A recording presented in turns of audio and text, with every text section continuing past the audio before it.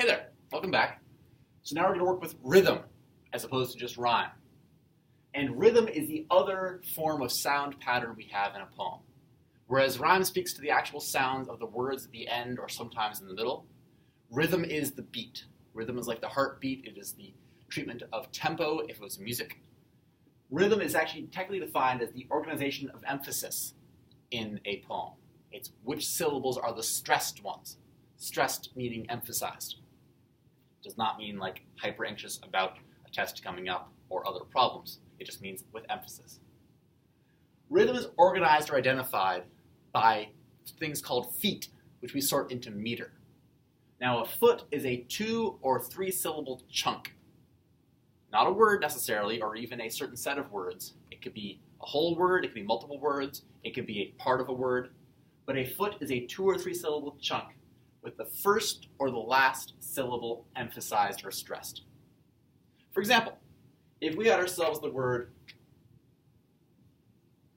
cat, classic. Cat is not a foot. Cat cannot be a foot because it is not 2 or 3 syllables. If, however, we have the word cat, nap, now we have ourselves a 2-syllable word. A catnap is actually stressed on the first syllable and unstressed on the second syllable, all right?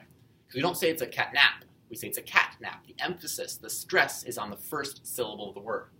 So a catnap, all by itself, could be used as a foot, if you like. And in fact, it is what's referred to as a trochee. T-R-O-C-H-E-E.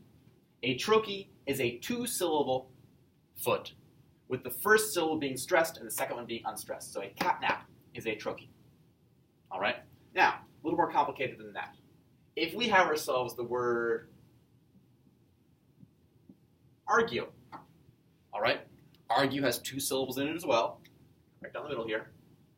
And again, in this situation here, argue is a trochee because the first syllable is the stressed one, the second one is not. We don't say argue. We make a good pun sometime. Are you going to mess with my ideas? Are you going to argue with me? You know, good pun, maybe. Kind of lousy, actually, to be honest. But argue is a trochee all by itself. And you cannot have a poem chock full of trochees unless you plan it that way. What a lot of people don't realize about poems is that the beat and the meter does not have to match the words exactly. You can, in fact, break words up in order to make feet. So if I were to make a line that says something to the effect of, I want to eat my hat. Okay? Here's the first line of my beautiful poem. I want to eat my hat. Now in this case, every single one of these words is a single syllable word. So you need to figure out how the stress or the emphasis is being broken down here. And most poems, just so you know, most poems work with either iambs or trochees. An iamb is just like a trochee. In fact, it's more common than a trochee. But an iamb has the first syllable unstressed and the second syllable stressed or emphasized. The word itself, iamb, the second syllable of it is the stressed or emphasized one. So we see if this actually fits our little poem here. Is every second syllable the stressed one? I want, yep. To eat, yep. My hat, yep. Because if you were to say, I want to eat my hat, it does not flow as usually English language should. So I want to eat my hat breaks this down into 3 feet. All right? I want is one iamb. To eat is a second iamb. My hat is a third iamb. And this means that we have ourselves 2 words per foot in this instance. And if we had ourselves a second line to this poem, it smells so yummy now. This person's getting very odd. I'm sorry. It smells so yummy now. Let's see if the same foot structure matches the second line. It smells. Sure, smells is a more powerful word for more reasons than one. Stress there. So yummy now. Now the word yummy has 2 syllables in it. Okay? It smells so yummy now. And this is the part that freaks some people out and you have to get over. All right? Get over this. This is a foot all by itself because the word yummy has 2 syllables and the first one is the stressed syllable. It's not yummy, it's yummy. So the stress is here, unstressed is here. And that means that the second foot is actually the syllables so and yum. And the final foot is the syllable me and now. So the feet actually still match the first line. I want to eat my hat. It smells so yummy now. 3 feet per line. This is where we get to meter. Meter is the number of feet in a line, and it is always identified after you identify the most common type of foot in that line. So our little poem we're developing here is iambic, iambic being the adjective version of the noun I am. It's an iambic, and it's got 3 feet per line. So this is trimeter, which has 3 feet per line. So iambic trimeter is what we're going for here. Iambic trimeter. So let's add a little line to this because why not? But people give me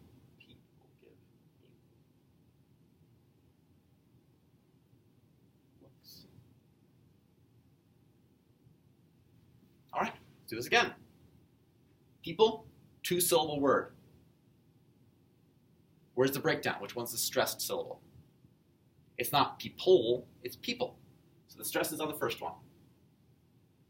You just follow the trend, give me looks. So unstressed, stressed. 3 syllables still, or 3 feet still, 6 syllables total. But people give me looks. And now I want to rhyme this with either hat, now, or looks. And let's go with an ABCC rhyme scheme. And make me eat my books. This is a ridiculous poem, and I do apologize. But here we have it. And make me eat my books.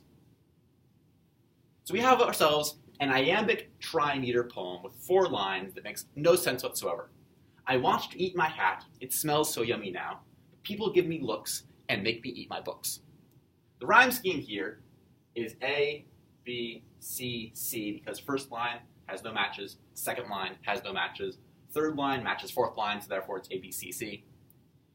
And this poem is iambic trimeter, because every second syllable is the stressed syllable, and there are 3 feet per line.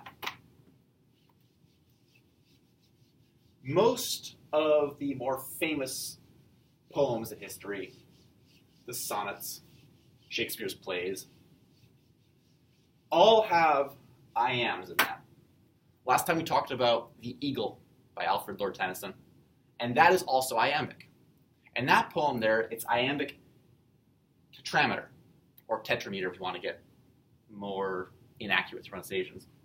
Iambic tetrameter because each line there has 4 feet of 2 syllables each, and they are iambs. Because in that poem it says, he clasps the crag with crook at hands. First line has 4 feet, each one is 2 syllables long.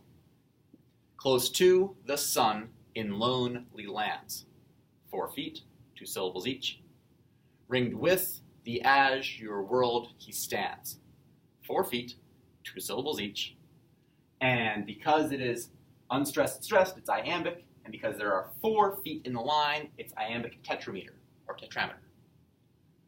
Shakespeare wrote sonnets. Shakespeare wrote plays. And in Shakespeare's plays, if your character was rich, famous, of noble speaking terms, or just an important guy all around, or girl, he had you speak in what's called blank verse. We'll get to that later. But the important part here is that blank verse is written as iambic pentameter.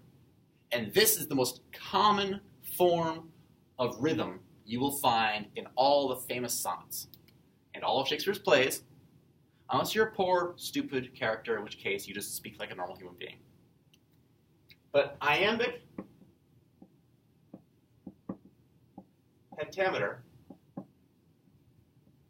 is a term you need to know, okay? Burn this into your skulls. This is important. Iambic pentameter is the rhythm, is the meter of every single sonnet, every single great love poem written by Shakespeare, every single famous Shakespearean play. That's it. So you need to make sure that you actually remember this term, if nothing else, so that when you get to go and ask a question about what was the most common meter or rhythm of Shakespeare's plays and Shakespeare's poems, you can say, it's iambic pentameter, which means that there were 5 feet, 4 feet per line, and each foot was 2 syllables, and every second syllable was stressed. So it was 10 syllables total, 5 feet per line. First line, for example, of the most famous scenes in Romeo and Juliet. And it's Romeo mooning and wailing over the fact that this girl he's just met is gorgeous and wonderful. And he says, "But soft, what light through yonder window breaks." This is the first line. It is, if you break it down, 10 syllables long. But soft, what light through yonder window breaks. 10 syllables. And every second syllable is the stressed or the emphasized syllable. But soft, what light through yonder window breaks. There's no faking this here, there's no adjusting it. This has strictly to do with Shakespeare following a very rigorously maintained rhythm to his poems. Because most of the best speaking in the world, most common English language speaking, is done automatically in largely iambic format. If you tell somebody you like, or you know, or you hate, or whatever, I want to get some food, that's iambic. I want to get some food. Every second syllable is stressed. This test is killing me. This test is killing me. Every second syllable is stressed. Iambic rhythm is the most common speaking rhythm in American English, and frankly, for that matter, in British English. So this is rhythm. We'll have more detail another time, but the basics here are that rhythm is organized by feet in meter. Meter is the number of feet in a line, and the feet themselves are the 2 or 3 syllable chunks that make up the rhythm. Some poems use anapaests and dactyls. We can do that if you want to later. But an anapaest is just an unstressed, stressed foot. And a dactyl is a stressed, unstressed foot. Again, 3 syllable chunks instead of 2. But make sure you recognize that the stressed syllable is either the first one or the last one. There is never a stressed syllable in the middle of a foot. That just ruins the rhythm. That's it.